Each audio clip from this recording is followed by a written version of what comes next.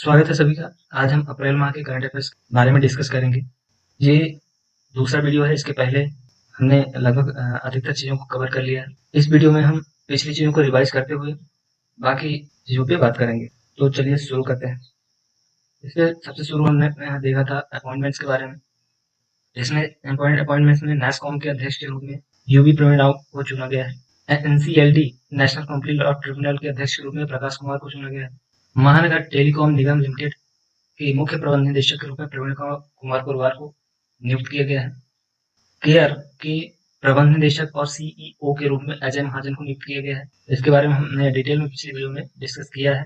World wide fund के ambassador के रूप में पर्यावरणीय एजुकेशन कार्यक्रम के लिए विश्वनाथन आनंद को एम्बेसडर बनाया गया है। केंद्रीय सतर्कता आयुक्त के रूप में संजय कोठारी को, शरद कुमार और सुरेश पटेल, जिसमें सुरेश पटेल जो विजिलेंस कमिश्नर सतर्कता आयुक्त होते हैं, 2 होते हैं, की नाम नियुक्ति हुई है और संजय कोठारी की नाम नियुक्ति हुई है। तो इसमें आपको ध्यान रखना है। इसके बारे में डिस्कस मैंने पिछले वीडियो में किया है डिटेल में, आप उसको देख लीजिएगा। PNB हाउसिंग फाइनेंस लिमिटेड के प्रबंध निदेशक और CEO के रूप में नियुक्त किया गया है नीरज व्यास को। आवास एवं शहरी विकास निगम के मुख्य प्रबंध निदेशक के रूप में शिवदास मीणा को नियुक्त किया गया है। विदेश मंत्रालय के प्रवक्ता के रूप में अनुराग श्रीवास्तव जी को नियुक्त किया गया। इसके बाद हमने देखा था इंपॉर्टेंट रैंकिंग के बारे में, जिसमें आपको महत्वपूर्ण रैंकिंग में फीफा की रैंकिंग में आपको याद रखना है कि पहले स्थान पे बेल्जियम है, बाकी चीजों पे आप देख लीजिएगा, पिछले वीडियो में बताया है। International table tennis federation ranking में पुरुष वर्ग में फान चेनडोंग चीन के हैं, इनका पहला स्थान है। भारत के अचंता शरद कमाल का 31वां स्थान है।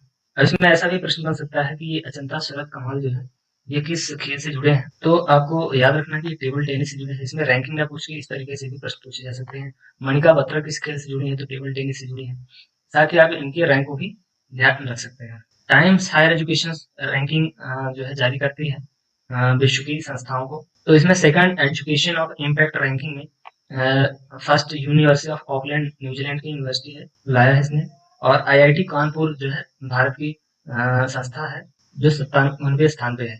इसके अलावा ये इसकी जो फरवरी के आसपास जो पहली एक और रैंकिंग आई थी इमर्जिंग इकोनॉमीज वाले देशों की रैंकिंग में 100 से सर्वश्रेष्ठ विश्वविद्यालयों में 11 संस्थान जो है अपने भारत के हैं। Stockholm International Peace Research Institute की रिपोर्ट में टॉप 3 जो सैन्य खर्च करने वाले देश हैं, उसमें पहला स्थान अमेरिका का है, दूसरा स्थान चीन का है और तीसरे स्थान पर भारत है, पिछली बार चौथे स्थान पे। तो इसको आपको याद रखना है। वर्ल्ड प्रेस फ्रीडम इंडेक्स में पहला स्थान नॉर्वे का है, भारत का 142वां स्थान है, ड्रॉप डाउन हुई है 2 नंबर जो है रैंक में भारत की। और लास्ट प्लेस पे जो है नॉर्थ कोरिया है, जहाँ पे किम जोंग उनका शासन है। आगे देखते हैं हम इम्पोर्टेंट अवार्ड्स एंड ऑनर्स को। 13वां अंतरराष्ट्रीय अरब फिक्शन प्राइज जो है एक अल्जीनियर उपन्यासकार है अब्दुल्लाह हक आइसोई को दिया गया है द स्पार्टन पोर्ट के लिए। पेटा द्वारा हीरो टू एनिमल्स अवार्ड जो है नवीन पटनायक जो उड़ीसा के CM है उनको दिया गया है। पेटा हमने आपको बताया है कि एनिमल्स वेलफेयर के लिए काम करने वाली संस्था है। People for ethical treatment of animals feeding के लिए 54 लाख रुपए जो है एलोकेट किए हैं लॉकडाउन के दौरान। इसके लिए इनको जो है पेटा द्वारा हीरो टू एनिमल्स अवार्ड दिया गया है। ब्रिटेन क्रिकेटर्स अल्मनाइक में बेन स्टोक्स इंग्लैंड के हैं क्रिकेटर, एलिस पेरी ऑस्ट्रेलिया के हैं, इनको जो है प्राइज जो है दिया गया है। एडिशन अवार्ड ये टाटा पावर कंपनी लिमिटेड को दिया गया है। ये टॉप 20 जो है मेडिसिन मेकर पावर लिस्ट जारी करती है, कि पब्लिश करती है।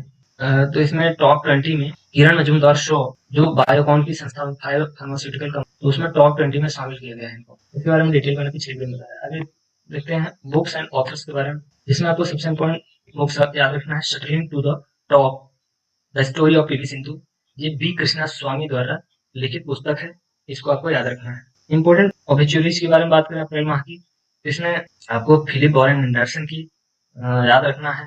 ये अमेरिकन भौतिक शास्त्र थे, नोबेल मिल चुका है इनको। टोनी लुइस, जिन्होंने डकवर्थ लुइस क्रिकेट में जो रूल्स होता है उसको दिया है, एक मैथमेटिशियन है, इनको आपको याद रखना है। गीता राम जी, ये भारतीय मूल की वायरोलॉजिस्ट हैं, इनका कोरोना के कारण जो है इनकी डेथ हुई है। केन शिमुरा जापानी हास्य अभिनेता है, इनका कोरोना के कारण जो है निधन हुआ है। आगे चलते हैं। तो यहाँ पे पहला हमने इम्पोर्टेंट फैक्ट जो है कवर किया था। रजनीश ओसवाल जम्मू कश्मीर हाई कोर्ट में भारतीय संविधान के तहत शपथ लेने वाले पहले जज बने हैं। इसके पहले आपको पता है स्टेट कॉन्स्टिट्यूशन के तहत जो है हाई कोर्ट, यहाँ के हाई कोर्ट में शपथ दिलाई जाती थी। जम्मू कश्मीर यूटी बनने के बाद जो है यहाँ पे भारतीय संविधान के तहत जो है यहाँ पे शपथ दिलाई गई। इसके अलावा यहाँ वहाँ के निवास के लिए नए रूल्स जो है लाए गए हैं, उसके बारे में मैंने आपको पिछले में बताया है। जिम कॉर्बेट नेशनल पार्क में जानवरों को क्वारंटीन करने के लिए अलगाव गार्ड बनाए गए हैं। तो जिम कॉर्बेट नेशनल पार्क आपको पता है उत्तराखंड में है। उत्तर प्रदेश जो है जियो टैगिंग कम्युनिटी किचन वाला पहला राज्य बना है। ये जियो टैगिंग कम्युनिटी किचन क्या है इसको मैंने बताया डिटेल में, आप देख लीजिएगा। इसके अलावा वर्चुअल अदालतों के जरिए सुनवाई करने वाला पहला राज्य बना है और प्लाज्मा थेरेपी से इलाज करने वाला पहला राज्य बना है। प्लाज्मा थेरेपी से इलाज करने वाला उत्तर प्रदेश में एक किंग जॉर्ज नाम का हॉस्पिटल है। दिल्ली ने कोविड-19 समझने हेतु 5T प्लान और ऑपरेशन शील्ड शुरू किए हैं। मध्य प्रदेश रेडियो स्कूल शुरू किया है। इसके अलावा और कई राज्यों ने भी रेडियो स्कूल जो है मतलब रेडियो प्रोग्राम के माध्यम से बच्चों को एजुकेशन दिलाने के लिए कार्यक्रम जो है शुरू किया। इसके अलावा मध्य प्रदेश में जीवन अमृत योजना, जीवन शक्ति योजना, इनके बारे में क्या है हमने जो है पिछले वीडियो में बताया। तानसेन समारोह यहाँ से संबंधित है। मिर्च महोत्सव में वर्तमान में सारे इवेंट्स हुए हैं और ये सारी स्कीम्स जो है चर्चा में थी, इसलिए आपको इनके बारे में जानना जरूरी है। ये किस राज्य से संबंधित है, जीवन शक्ति योजना किस राज्य से संबंधित है, तो ऐसे जो है इसमें प्रश्न बन सकते हैं। गुजरात ने सुफलाम जल संचय अभियान शुरू किया है। मानसून के पहले जो है जो जल निकाय है उनको साफ करने के लिए और उनको जो है गहरा करने के लिए ये अभियान जो है चलाया गया है। असम ने गुवाहाटी के कामाख्या मंदिर में लगने वाले प्रसिद्ध अम्बुबाची मेला को रद्द किया है। तो ये फेमस अम्बुबाची मेला है जो गुवाहाटी के कामाख्या मंदिर में लगता है प्रतिवर्ष, बट इस बार जो है कोरोना वायरस के कारण इसको रद्द कर दिया गया है। इसके अलावा धनवंतरी योजना जो है यहीं से संबंधित है। प्रज्ञा रेडियो प्रोग्राम असम से संबंधित है, तो आप इसको ध्यान रखिएगा। मणिपुर ने इंग्लो मणिपुर युद्ध में शहीद हुए जवानों को श्रद्धांजलि देने के लिए खोंगजोम दिवस मनाया है। तो मणिपुर में ये खोंगजोम दिवस जो है पहले तो ये कब मनाया जाता है, तो ये 23 अप्रैल 1891 में एंग्लो मणिपुर वॉर हुआ था। उसमें जो जवान शहीद हुए थे उनको श्रद्धांजलि देने के लिए मणिपुर जो है इसको दिवस मनाता है। उड़ीसा ने अपने अलग राज्य के रूप में स्थापना दिवस उत्कल दिवस के रूप में मनाया। तो उड़ीसा सेपरेट स्टेट के रूप में डिक्लेयर हुआ था, उसके लिए 1 अप्रैल को यह उत्कल दिवस प्रतिवर्ष मनाता है। 1 अप्रैल 1936 को उड़ीसा राज्य डिक्लेयर हुआ था सेपरेट राज्य के रूप में, तो 1 अप्रैल को ये मनाता है। तो यहाँ तक की चीजों को हमने पिछले वीडियो में डिस्कस कर लिया था। इसके बाद हम चीजों को आगे डिटेल करते हैं।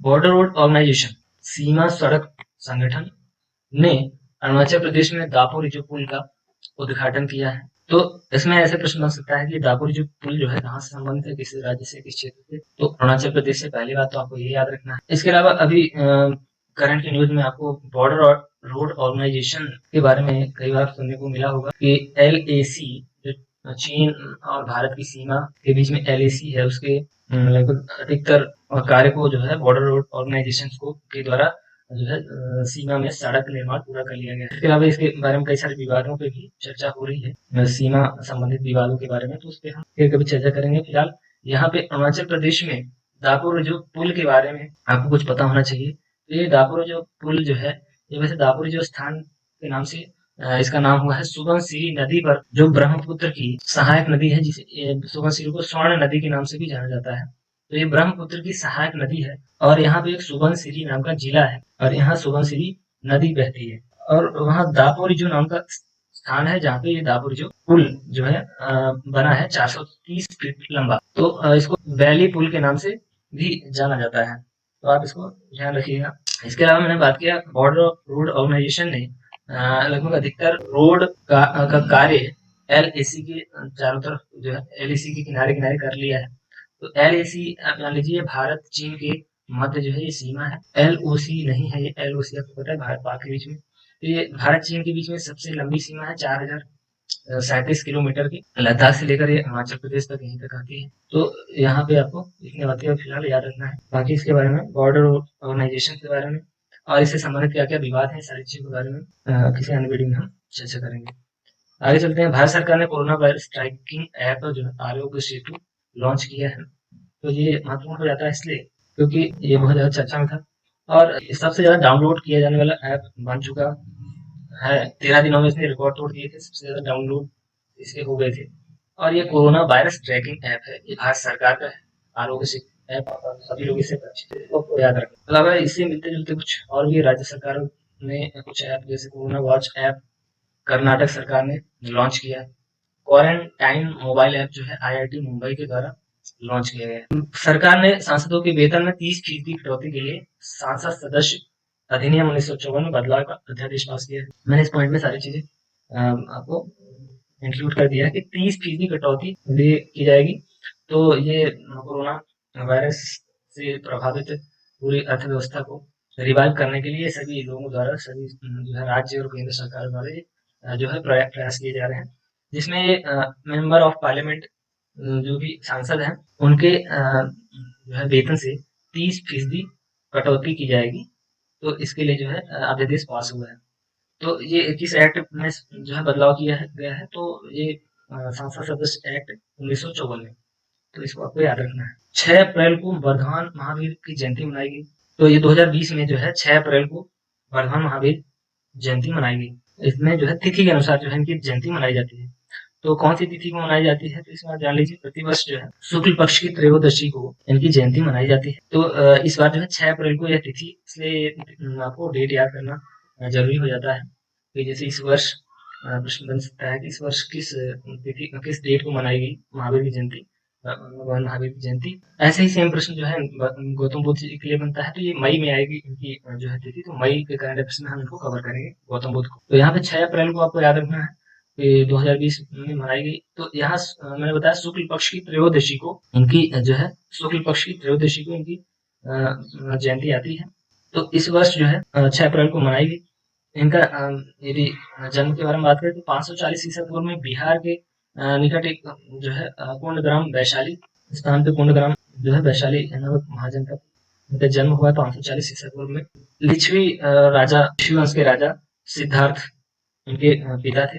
त्रिशला इनकी माता थी और इनकी जो है पत्नी का नाम यशोदा था। यहाँ पे आपको याद रखना है कि इसमें वर्धमान महावीर जी के बारे में और गौतम बुद्ध के बारे में जो डेटा है इसमें कई बार जो है डाउट होता है। तो यहाँ यशोदा जो है इनकी पत्नी का नाम है और जो है गौतम बुद्ध की पत्नी का नाम यशोधरा है। तो इससे आपको कंफ्यूजन होता है। तो यहाँ पे आपको मैं महावीर जी के बारे में बता रहा हूँ। अगले मई के वीडियो में मैं आपको गौतम बुद्ध जी के बारे में बताऊंगा। अब यहाँ पे आपको जो वर्धमान ये शब्द जुड़ा हुआ है, ये बचपन का नाम है कि बचपन का नाम वर्धमान था। महावीर का पिता का नाम था सिद्धार्थ और माता का नाम त्रिशला था, पत्नी का नाम यशोदा था और इनकी पुत्री भी थी। ये कौन थे, तो ये हम कई बार जो है जैन धर्म के संस्थापक के रूप में हमें कंफ्यूजन हो जाता है। तो ये जैन धर्म के ये अंतिम तीर्थंकर थे, 24वें तीर्थंकर। ये जैन धर्म के 24वें तीर्थंकर थे, ये संस्थापक नहीं थे। जैन धर्म के जो संस्थापक थे वो ऋषभदेव थे और प्रथम तीर्थंकर थे। तो इतनी बात आपको इसमें याद रखना है।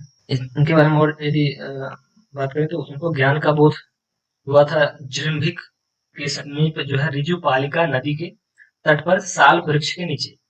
अब इसमें ऐसे ही डेटा जो है गौतम बुद्ध जी के बारे में है, उसको हम मई मंथ के करंट अफेयर्स में डिटेल में डिस्कस करें। आगे चलते हैं। 24 अप्रैल को पंचायती राज दिवस पर सरकार ने स्वामित्व एवं ई ग्राम स्वराज ऐप लॉन्च किया। तो स्वामित्व ऐप और स्वामित्व योजना, स्वामित्व पोर्टल जो है 24 अप्रैल को पंचायती राज दिवस पर सरकार ने जो है लॉन्च किया था।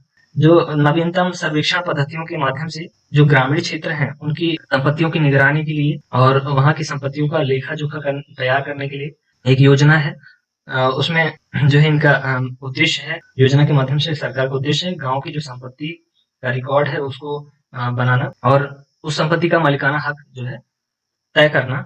ये जो है इसका लक्ष्य है। ई ग्राम स्वराज के माध्यम से उनके गांवों के लिए जो फंड जारी होगा उसका ऑडिट और मैनेजमेंट के लिए जो है ई ग्राम स्वराज ऐप जो है लॉन्च किया गया। तो इतनी बातें आपको इसमें याद रखना है। 24 अप्रैल जो है पंचायती राज दिवस के रूप में मनाया जाता है।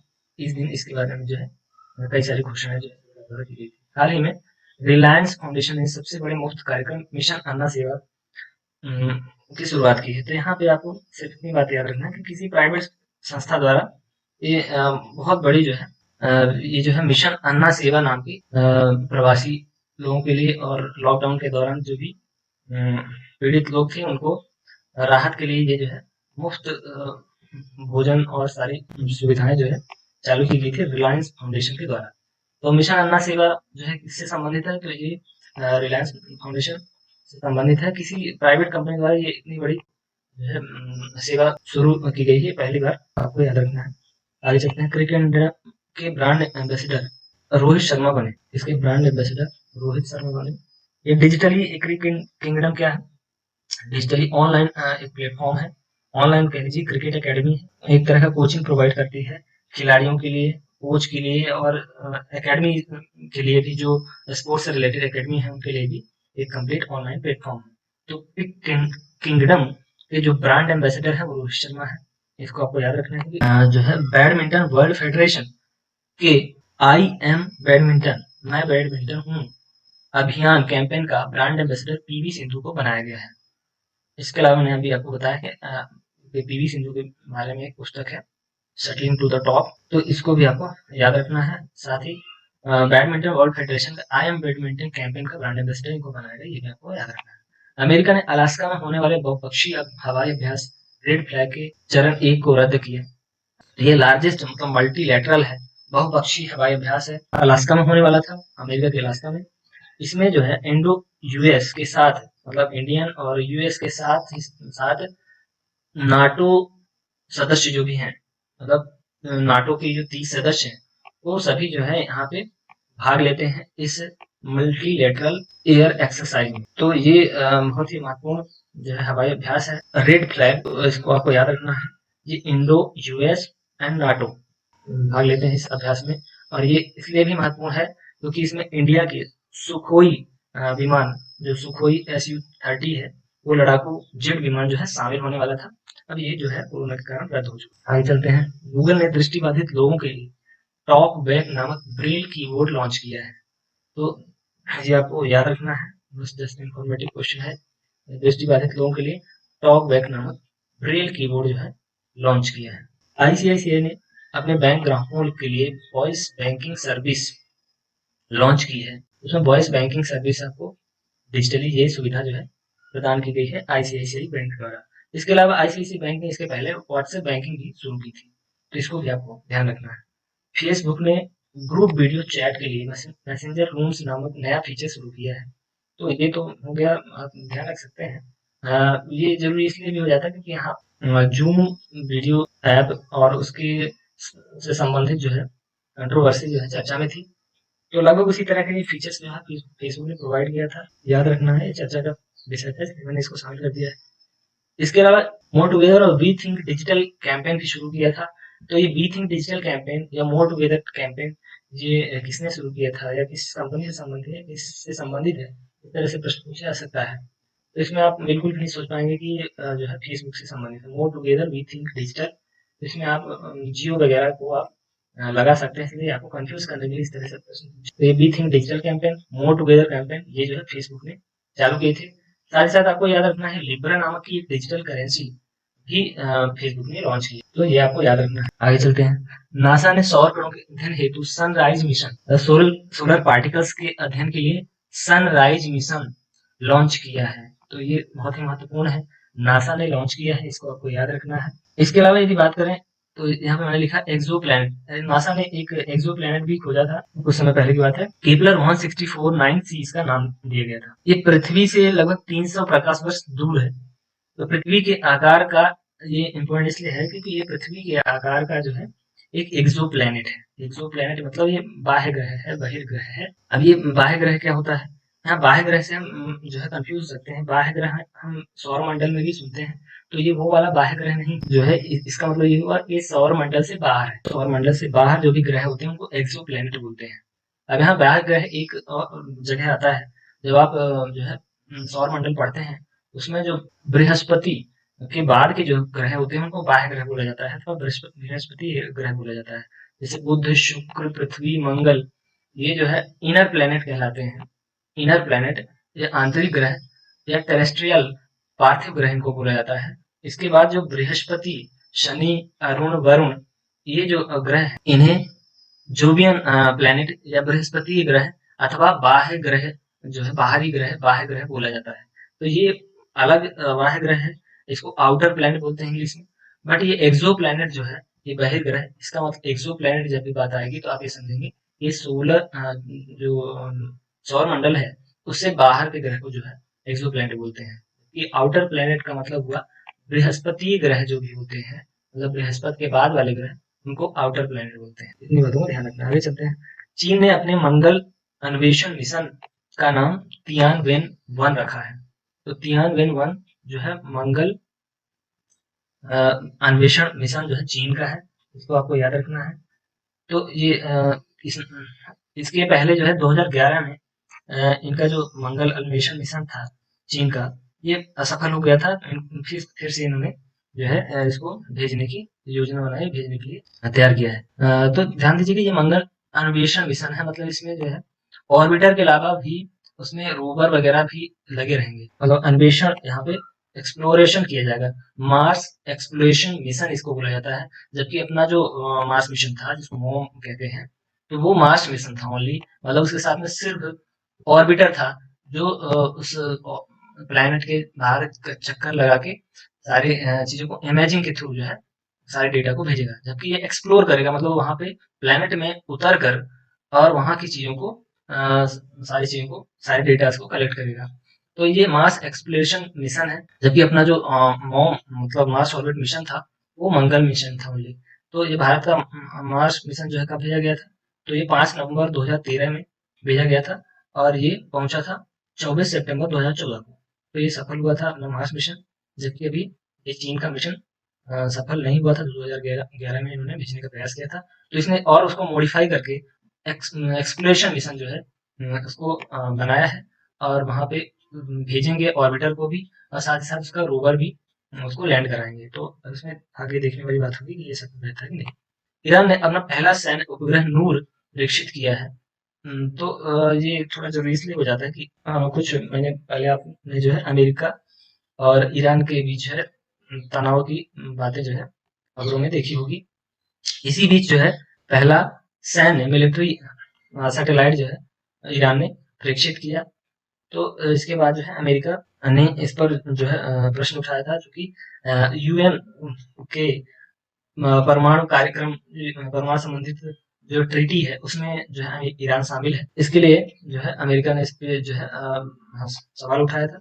साथ ही आपको पता होगा कि जो ईरान के कमांडर थे सुलेमानी करके, उनको जो है अमेरिका के द्वारा मार दिया गया था। इस वजह से अमेरिका को डर था कि ये जो है न्यूक्लियर वेपन्स जो है तैयार कर रहे हैं और ऐसी टेक्नोलॉजी जो है तैयार कर रहे हैं। तो ये उस यूएन की ट्रीटी, तभी हम डिटेल में इसके बारे में चर्चा करेंगे क्या है वो ट्रीटी। तो उसका उल्लंघन इन्होंने किया है ईरान ने, ऐसा जो है अमेरिका द्वारा कहा जा रहा था।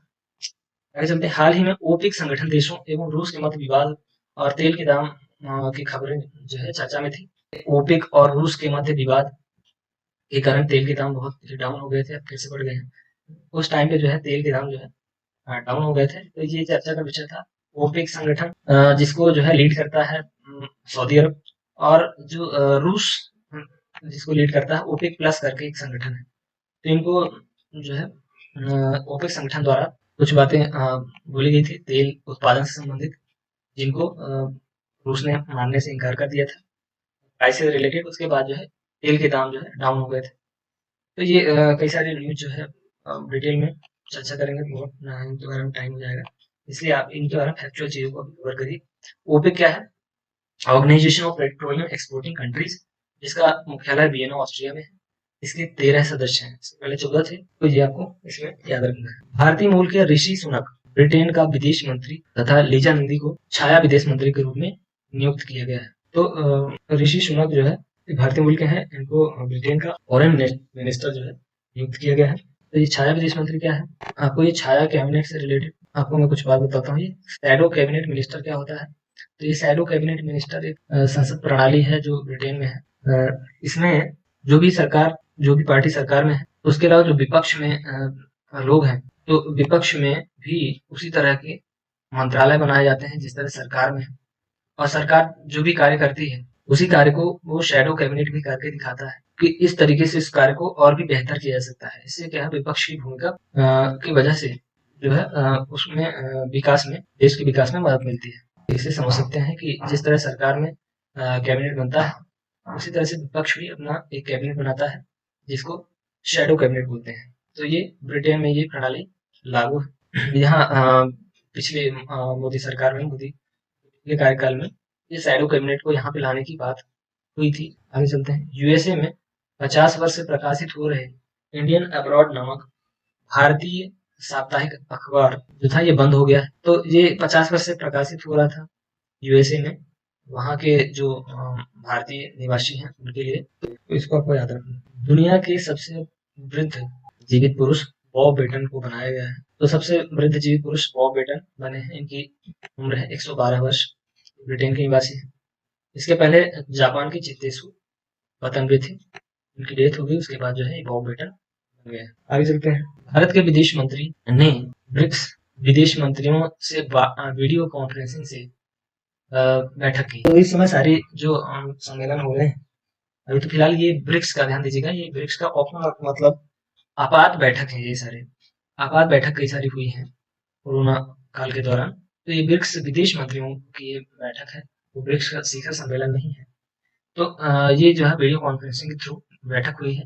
भारत के विदेश मंत्री एस जयशंकर शामिल हुए थे इसमें। इसमें वीडियो कॉन्फ्रेंसिंग में भारत की ओर से ये वहाँ पे बताया गया कि 85 देशों को लगभग हमने जो है मेडिसिन प्रोवाइड की है।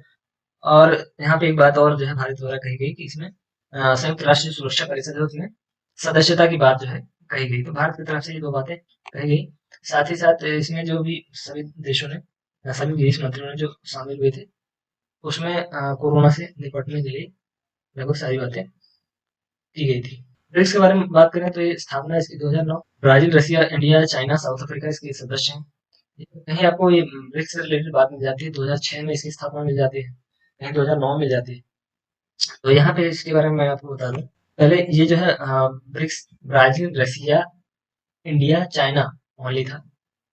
मतलब दुनिया की जो इमर्जिंग इकोनॉमी है उन देशों का ये संगठन बनाया गया था। इस शब्द को एक जिम ओ नील एक व्यक्ति थे, शब्द को दिया था, कॉइन किया था। इन 4 देशों की बैठकें हुई थी 2006 में न्यूयॉर्क में। तो इसमें 2006 में जो है वित्त मंत्रियों की बैठक हुई थी। वैसे ये राष्ट्राध्यक्षों का, ब्रिक्स जो है सम्मेलन राष्ट्राध्यक्षों का है। ये तो आपात बैठक विदेश मंत्रियों के मध्य की गई है, बट ये ब्रिक्स जो है राष्ट्राध्यक्षों का जो है सम्मेलन होता है। इन 5 देशों का सम्मेलन हुआ था 2006 में, वो न्यूयॉर्क में हुआ था। वहां पे वित्त मंत्रियों की बैठक हुई थी। इसमें जो है फाइनेंशियल मिनिस्टर शामिल हुए थे। इसके बाद 2009 में जो है 2009 में राष्ट्राध्यक्षों की बैठक हुई थी। तो याक्टेनबर्ग सम्मेलन उसको बोला जाता है। याक्टेनबर्ग में 2009 में इसका सम्मेलन हुआ था। उसी के बाद जो है इसको साउथ अफ्रीका को भी शामिल कर लिया गया। उसके बाद ये ब्रिक न होके अब ये ब्रिक्स कहलाने लगा। तो ये ब्रिक्स हुआ था 2009 में। वैसे ये 2010 में जो सम्मेलन हुआ था उसमें साउथ अफ्रीका शामिल हुआ था। 2009 में ही ये ब्रिक्स बन चुका था। तो ये याद रखना है कि ये 2009 में ब्रिक्स स्थापना हुई थी। इतनी बातें आपको इसमें याद रखना है। इसके अलावा ये ब्रिक्स विकास बैंक, जो ब्रिक्स देशों द्वारा एक बैंक बनाया गया था, न्यू डेवलपमेंट बैंक। तो ये 2014 में बना था फोर्ट लेजर डिक्लेरेशन के माध्यम से, फोर्ट लेजर घोषणा पत्र के माध्यम से। इसमें सभी का 20% हिस्सा है। भारत का भी है, मतलब 5 देशों का सभी का 20% हिस्सा है।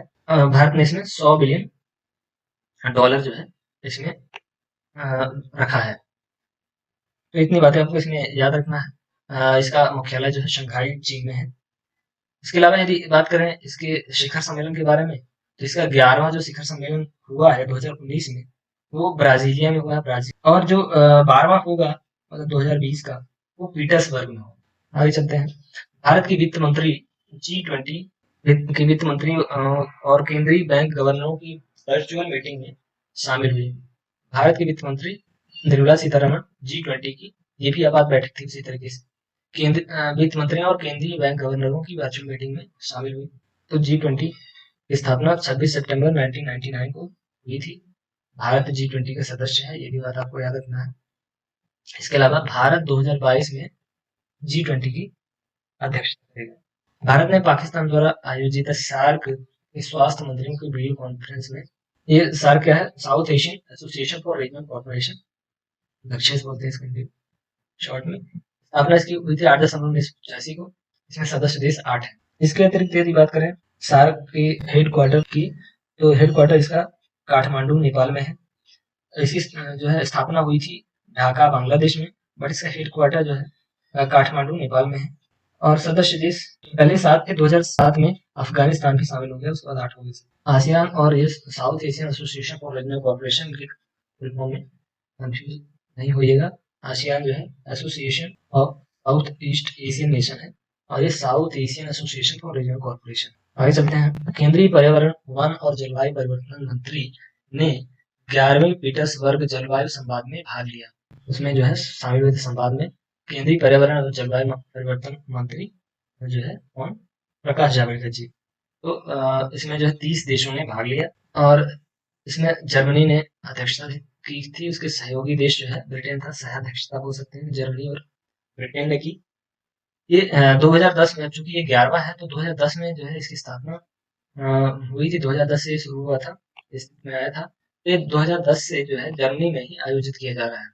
तो जर्मनी में ही इसकी जो है एंजेला जो मार्केल थी, एंजेला मार्केल, उनके द्वारा ये हैगन जो क्लाइमेट डील डायलॉग था, उसका जो है प्रभावी निष्कर्ष पर नहीं पहुंचने के कारण जो है ये पीटर्सबर्ग जलवायु संवाद लाया गया था। तो यहाँ पे आपको याद रखना, पेरिस क्लाइमेट डील के बारे में मैंने चर्चा की, इसके बारे में भी कभी बात करेंगे। फिलहाल इसके बारे में इतना जान लीजिए कि 2015 से पेरिस क्लाइमेट डील अस्तित्व में आया, और ये जो पीटर्सबर्ग जलवायु संवाद है ये 2010 से अस्तित्व में आया। तो यहाँ पे मैंने बताया जर्मनी और ब्रिटेन ने इसकी सह अध्यक्षता की। यहाँ ब्रिटेन से मैं कुछ और आपको बता दूं कि ब्रिटेन में जो है 2020 में COP26 UNFCCC के द्वारा जो COP26 होने वाला था, वो अब जो है इसका स्थगन हो गया है, और ये 2021 में ग्लासगो में होगा, यूके में, ब्रिटेन में। तो इस बात को आपको याद रखना है। UNFCCC मतलब United nation framework convention on climate change, तो ये कॉन्फ्रेंस और पार्टी है COP26 की अध्यक्षता जो है ब्रिटेन करेगा। इतनी बात आपको याद रखना है इसमें। आगे चलते हैं। आसियान 2020 की अध्यक्षता वियतनाम को मिली।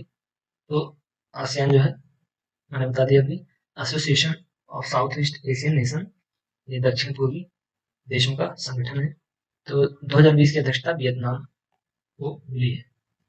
G20 की मैंने जो है अध्यक्षता की बात नहीं बताया, तो G20 की जो अध्यक्षता करेगा वो यहाँ ये जो कॉन्फ्रेंसिंग हुई थी, वीडियो कॉन्फ्रेंसिंग, इसमें भी जो अध्यक्षता रियाद ने की थी,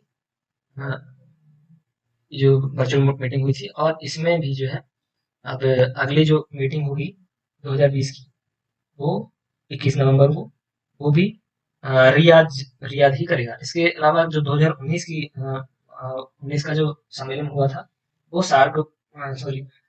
वो ओसाका में हुआ था, जापान के ओसाका में। 2021 का इटली में होगा, और 2022 का ये भारत में।